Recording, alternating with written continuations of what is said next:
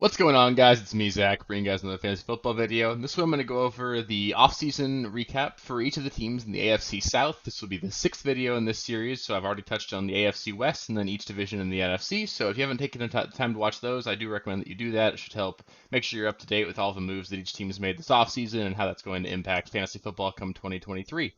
Um, so yeah, I'm gonna try and get this video out here. It should be released on Monday, and then I'll be hoping to get the remaining two out Tuesday and Wednesday, so that we can be sure that we have all these videos released and make sure you guys are all up to date before the NFL draft, which will be next Thursday night. Super excited about that.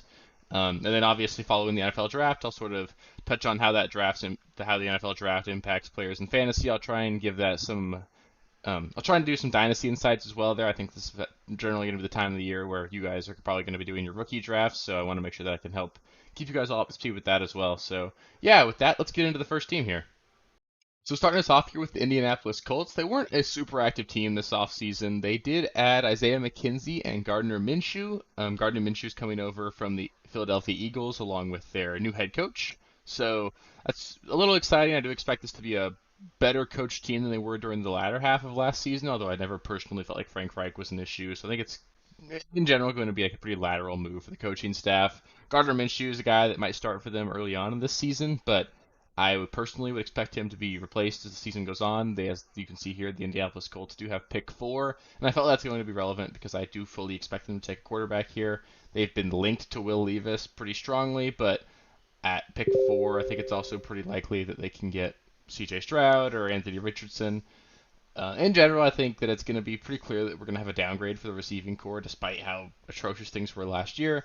I think that's going to make Michael Pittman like a mid-tiered, low-end wide receiver 2 this season, just because he's so talented, but there's just not a whole lot of passing volume to go around there.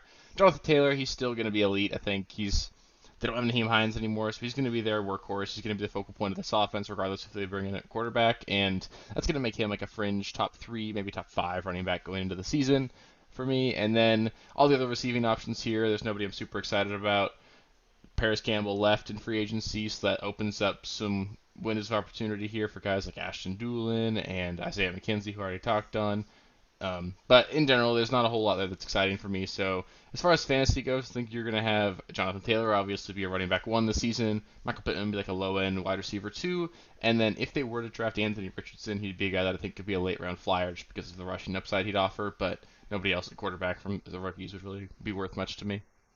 Next up here, we've got the Houston Texans. They were actually a pretty active team in free agency here. They signed Devin Singletary to a 1-year deal. They signed Dalton Schultz to a 1-year deal, and they signed Robert Woods to a 1-year deal. So this is going to be a team that their receiving core is going to look quite different. They did lose Brandon Cooks. Now the receiving core is pretty much made up of Nico Collins, Robert Woods, and John Mechie. They also have Dalton Schultz that I touched on as well. I don't think that really any of these guys are going to have any value. They're going to be a team that are going to be drafting a quarterback at pick number 2 in all likelihood. They It sounds like if you look at the Vegas odds that Will Levis is expected to go there at pick 2 for them. So I personally am not a big fan of Will Levis. I don't expect him to be super relevant for fantasy, and I honestly don't expect this offense to be super relevant in general. So I think this is going to be an offense as far as receivers go that we can pretty much ignore. Dalton Schultz, he wasn't really a special player. I think he's just more of a product of a high-powered offense in Dallas. I don't think he's going to offer much here either. And maybe the Houston Texans draft a receiver really high. It's possible. They've been mocked a couple times. We've seen them taking C.J. Stroud and Jackson Smith and Jigma. In that case, I'd think that maybe JSN could have some fantasy value here, but otherwise, I don't think there's going to be a whole lot of value to go around from these receivers. I do like Nico Collins as a player, but I just don't see much there. And then Devin Singletary showing up really does put a bit of a bummer on Dameon Pierce here. I really like Dameon Pierce, the talent. He looked really great in his rookie season last year, but I think it's just going to be hard for this offense to really support 2 running backs on a regular basis. So I don't think you're really going to know which one of them is going to be the one that you can prepare for. I would still bet on Dameon Pierce just because he's got the youth on his side. He's a guy who was here last year, but they've got a new coaching staff in Houston, so there's certainly no loyalty to Dameon Pierce there, and they did bring Devin Singletary in, so they did choose him. So I think in general it's just going to make both these guys like in that running back 30 range come draft day, and then they'd be guys that maybe you pick one of them and see if one of them can just win out the job. Like I said, how we're going to do that, I would bet on Dameon Pierce because I just think he's a better player, but I think Devin Singletary is good enough to take enough work away from Dameon Pierce that none of them are really relevant in an offense that's not going to score a whole lot. Next up, we've got the Jacksonville Jaguars. They were a team that wasn't actually super really all that active this offseason in free agency. They did add Calvin Ridley at the trade deadline last year, but I'm marking him as an addition this season because he was ineligible to play all of last season. I think Calvin Ridley's going to come in and probably be a 1A, 1B receiver for this team. I think he and Christian Kirk are going to be the top two targets, but there's also got Zay Jones there and Evan Ingram, so there's just going to be a lot of targets to go around between these three really talented wide receivers, and then a good tight end and a really good pass catching running back in Travis Etienne. So I think it's going to be honestly really hard to know which of these receivers is going to be super useful on a week to week basis. I kind of find myself thinking it's going to be an offense that I'm going to sort of stay out of just because the draft cost for guys like Calvin Ridley is going to be too high.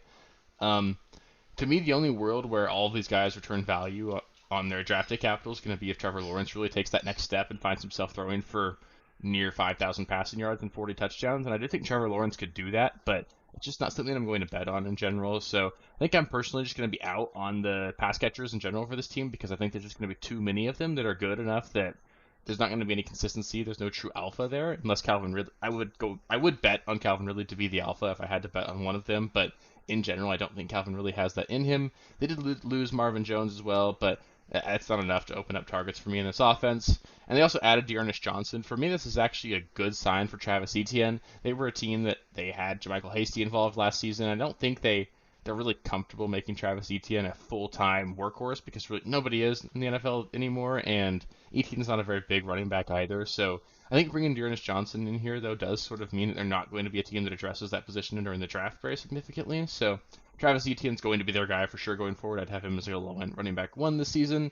And then, obviously, I think I'm super excited about Trevor Lawrence in fantasy this season. I think I've got him as like a quarterback 7 at this point in time.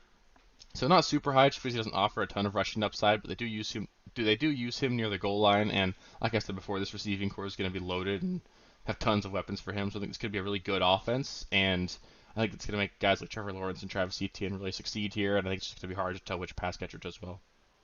And last but not least, here we've got the Tennessee Titans. This is the team that I think is certainly going to be more active as we come towards the draft. But as it stands right now, they've only really added Chris Moore at the wide receiver position, and they lost Robert Woods and Austin Hooper.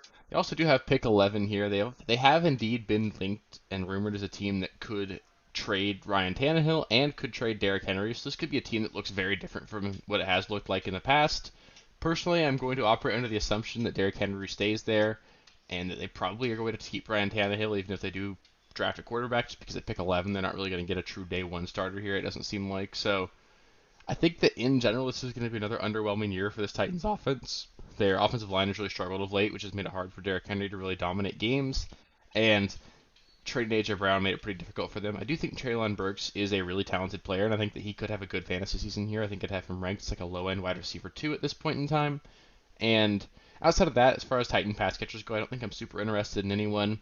Chig Okonkwo is somebody that I think is super talented, and I do like him a lot, so he could be a guy that really slots in as a breakout tight end here, but it's only year 2 for him, and if this is going to be a low passing volume offense, it'd be hard for him to really break out like that. Derrick Henry, again, he's going to be a top 5 to 10 running back if he can stay healthy, so I don't think there's going to be a whole lot of change for this Tennessee Titans offense unless they do really just blow things up here this next week or so. But until they do that, I'm going to operate under the assumption that it's pretty much business as usual.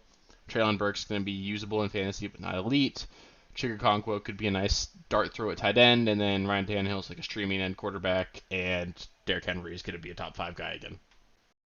So up next, we're going to have the AFC North, where I'll cover the Steelers, Bengals, Browns, and Ravens. And then after that, we'll touch on the AFC East. I did save the AFC North and AFC East as teams that I was trying to save for last because they've got the most question marks surrounding them. We've got Lamar potentially leaving the Baltimore Ravens, and then we've got the New York Jets probably landing Aaron Rodgers. But I do sort of expect that to happen before the draft, so I want to be able to talk on that before that happens. So yeah, with that though, really enjoyed making these videos so far. We're 6 of 8 done. We'll get the next 2 out before the start of the NFL draft. And if this is your first time watching the channel, I want to thank you for stopping by. I do appreciate you taking the time out of your day. And if you did like the video, please do give it a thumbs up. It really helps with the algorithm. Again, if it's your first time here, please do subscribe to the channel and click the bell so you get notifications when I put more videos out. I'm going to be super active this season, really trying to grow the channel. We're at like 300 something subscribers right now, and I'd love to hit 1,000 by the end of the season. So yeah, with that, thank you guys so much, and I'll catch you next time.